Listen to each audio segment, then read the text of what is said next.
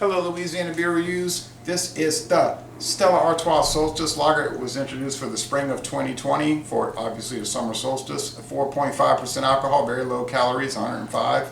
I did a solo review, so you said you were interested in doing a duo.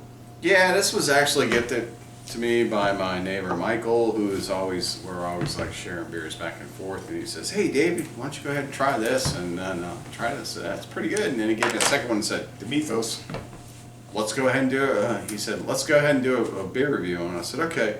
So we're gonna go ahead and pop this open. And thank you, Michael, for Thank you. for allowing me to taste this beer. And Now, he gave us the Greek beer, the Mythos, and we liked it. yes, it was very good. Thank you. And this is the same bottle size, 11.2 ounces. Interesting. Not getting the full 12. Right. Whoops. Dropping some things. Okay, so this is Stella Artois, which is a Belgian company, but since they got bought out by InBev, now they're brewing a lot of beers in the United States. Right.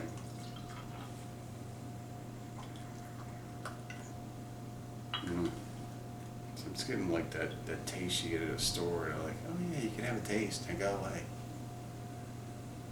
Well, I'm very equitable. I believe in equal protection under the law. Well, can you stop? Because you filled yours all the way up with beer, and mine's filled up with foam. Then if one will notice, the bottom of that bottle is full of beer, so therefore you'll get foam and beer. And you'll get 5.6 ounces, and I'll get 5.6 ounces. Cheers, foam and no foam.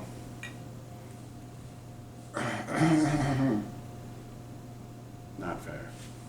Second beer in a row. Don't even listen to all that propaganda, folks. All right, anyway. Propaganda? How's it propaganda? Oh wait, you took a big old gulp out of yours. Anyway, Yeah, fill mine all the way to the top with no foam, and then you get foam in yours. it's thirsty. Oh, this, I really was thirsty. But let me see the bottle, if you don't mind. You can't see it from there? Would you like to look at it? Is that what Yeah. you're saying? See with your hand? Yeah, Your hand hold it. needs to see it? Oh, okay. Man, all this animosity, all this hatred. So yeah, they've been in business. Okay, They've been in hold business your since. cup up again. Go ahead and hold yours up. Still has more. He took a sip out. Insanity really is what it is. Okay, so this company was founded in 1366. They introduced Stella Artois, the lager, in Straight them on Peyton Cat.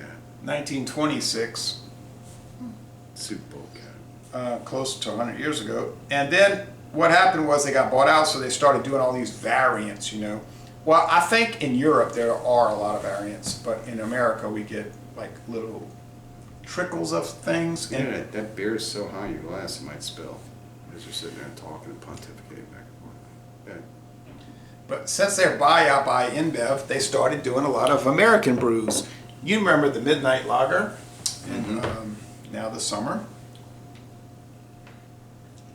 We're not talking about the Aroma because there really isn't much to talk about. Now it's got this kind of fleshiness going on with it. Fleshiness. Yeah, it's almost like a peach. Like if you bite into a peach and you get that fleshiness from a peach or a really good watermelon, which no one gets really good watermelons around anymore because everything is GMO'd. But if you happen to run across a really good watermelon, you get that real center cut out of it, you get that like fleshiness, where it's like really good and tangy. It does kind of have that though, actually. Yeah, you get that with this, where it's almost like a melony kind of. See, when I did the solo, I said it aspect had like a lemon aspect. No, it's more like a melon-ish. Melon.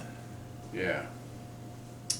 Bizarre. Now this is brewed in the United States. Now the people in Europe can't get it. Now I had some European viewers telling me, how come the Americans can get it? We live in Europe. We can't get it. I said, I don't understand that because as popular as Stella Artois is in the United Kingdom and whatnot, if they made these variants, you would assume people would buy them, right? They'd be really popular, right? One thing. It's crazy. The body's a little fuller than you would expect for 105 calories, and I remarked about that in my solo review. It's Still has that, I think it's lemony. It's lemony, kind of melony. Well, whatever the fruit flavor is, the IBUs are low. So if you're looking for bitterness, forget it. You ain't gonna get it. If you're looking for like just grain, beer, or generalized beer flavor, yeah, I think that's what this is. Like just like barley malt. We were drinking that malt, Scotch malt whiskey. It kind of reminds me of that. Just a regular old beer. Yeah, and I was gonna say the barley malt bread dough flavor kind of reminds me of that single malt Scotch whiskey. You know, it's sort of a little crossover. It's a clean finish. It's crisp. I mean, it's good. But my problem with this beer is that the price per 6-pack is really kind of high. Yeah. And the 12-packs, you're paying like $15.99 for a 12-pack, and you're getting bottles that are 0.8 of an ounce less than normal. So then that adds up. I got some problems with that, you know. What about you? Well, I think if you're going to make it in America, make it 12 ounce. Yeah, do it by our standards. Yeah. If it's not coming in from Europe, why follow European bottling standards? And not to mention, look at the Spaten. We get that 12 ounce bottles. We get the Optimator, you know, that strong Doppelbock, 12 ounce bottles. It can be done. Obviously, same company, they're doing it. So, this is a hard review.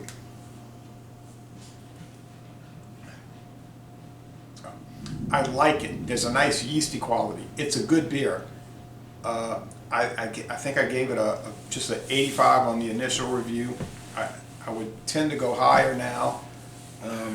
Probably go with B+. I think it is very good. It's not Stella Artois to me. I think Stella Artois is a little better though. It's a lot better.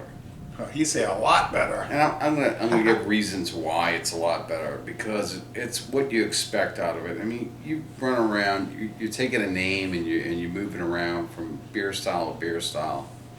Just stamp that logo out there and sell it. It's not a good thing. Oh man. So when this comes to what we're used to drinking out of a green bottle into something that's a clear bottle and it's heavier. It just does not taste like Stella Artois to me. So if we're gonna run around and throw the name around and all that for that, I gotta give it a C. It's just not that great. Now, for a beer, on a beer perspective, it's kind of okay, and I'll give it a B.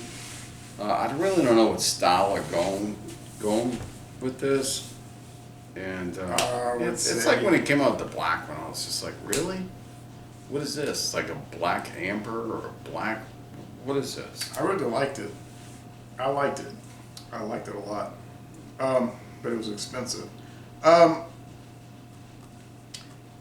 Yeah, it's strange. It's hard to figure out, but I think to me it is a good thing actually, because they're trying to get into the IPA market, so let's gradually move our audience into the IPA market. Oh no, I don't think it's anything like that. It had a little citrus and it had a little melon, and it was kind of full-ish on the body note. I think you're on the right track. I don't think they're trying to get into the IPA market per se, but I think they're trying to expand and say, let's try some variants too, once or twice a year, and see if we can, just expand the product line and do them for limited time, and then try something else. Maybe they'll come out with a red lager. Maybe they'll come out with Stella Artois Hefeweizen. I hope they don't. Maybe they'll come out with Stella Artois, Pale Ale, India Pale Ale. I don't see why not. Remember they did that with Newcastle, but then it didn't last. Remember they had the Newcastle Pale Ale, they had the Newcastle India Pale Ale, there was the Newcastle Werewolf, the Newcastle Cabby Black Ale. Well, I mean, a lot of companies have done that, not just Newcastle. We don't have to go on and on with that. You're right. Nobody's done it. There's been several lineups that have tossed around beers. But my point is that if you're going to throw out the main name as its like brand point, why do you put it out there on something that doesn't even resemble beer that they're selling. Well, I can make a counter argument. Look what Michelob did 10, 12 years ago, 14 years ago, I guess even. Okay, you're getting back to your point of what companies did.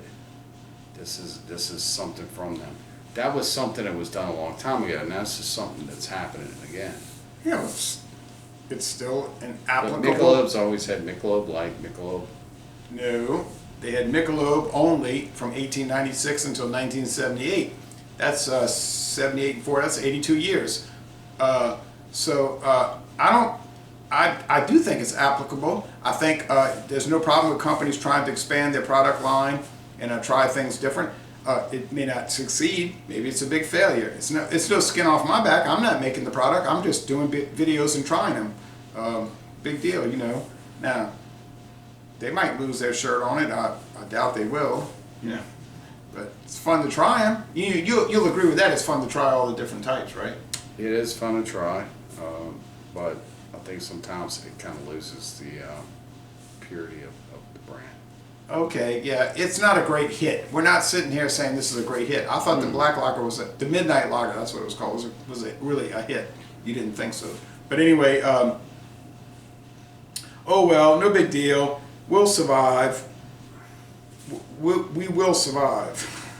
And we'll try some more products in the future and see how far or near they get to their center point. Yeah, no big deal. So, Les Le Bon Temps still, Roulet still to me actually a very good beer. I'm saying now, I didn't say that first time, and I'll probably never see another video from me for this. Something going on in the future. And we're going to end this review by saying, y'all come on down to southeastern Louisiana. Drink better beers. Yes. Better beers. Exactly. Better beers.